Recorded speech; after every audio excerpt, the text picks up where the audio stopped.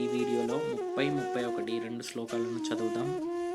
ఈ రెండు శ్లోకాలలో కూడా అర్జునుడు తన చేతి నుండి గాంధీవం జారిపోతున్నదని, చర్మం వేడెక్కుతోందని, తనింకా స్థిరంగా ఉండజాలకున్నాడని, తన మనసు చంచలమగుచున్నదని, అమంగళ సూచకాలైన అపశకునాలు తన చూస్తున్నాడని, యుద్ధంలో బంధువులను చంపడం వల్ల ఒరిగే శుభాన్ని గ్రహించలేకున్నాడని శ్రీకృష్ణునితో చెప్పిన మాటలు ఉంటాయి.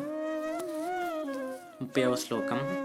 గాంధీవం సంస్రతే హస్తాత్ త్వక్చైవ పరిదహ్యతే నచ శక్నోమ్య వస్థాతుం భ్రమతీవ చ మే మనః నిమిత్తాని చ పశ్యామి విపరీతాని కేశవ నచ శ్రేయోను పశ్యామి హత్వా స్వజనమాహవే. గాంధీవం సంస్రతే, గాంధీవధనువు సంస్రతే జారిపోతున్నది, హస్తాత్ చేతి నుండి, త్వక్చైవ చర్మం కూడా, పరిదహ్యతే మండుతున్నది. కేశవ శ్రీకృష్ణ,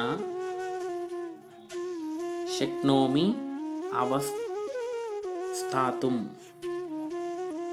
స్థిరంగా ఉండడానికి, అవస్థాతుం అంటే స్థిరంగా ఉండటానికి, నా శక్నోమి సమర్థుడను కాకున్నాను, మే నా, మనః చ మనస్సు, భ్రమతీవ భ్రమకు లోనవుతోంది, విపరీతాని అశుభ సూచకములైన, నిమిత్తాని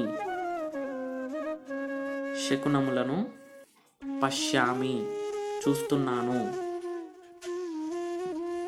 అహవే యుద్ధమున, స్వజనం బంధువులను, హత్వా చంపి, శ్రేయ అంటే శుభమును, నా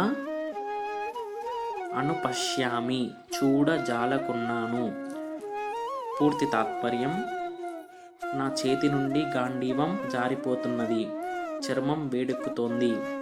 శ్రీకృష్ణ, నేనింక స్థిరంగా ఉండజాలకున్నాను, నా మనసు చంచలమగుచున్నది, అమంగళ సూచకాలైన అపశకునాలను నేను చూస్తున్నాను, యుద్ధంలో బంధువులను చంపడం వల్ల ఒరిగే శుభాన్ని గ్రహించలేకున్నాను అని అర్థం.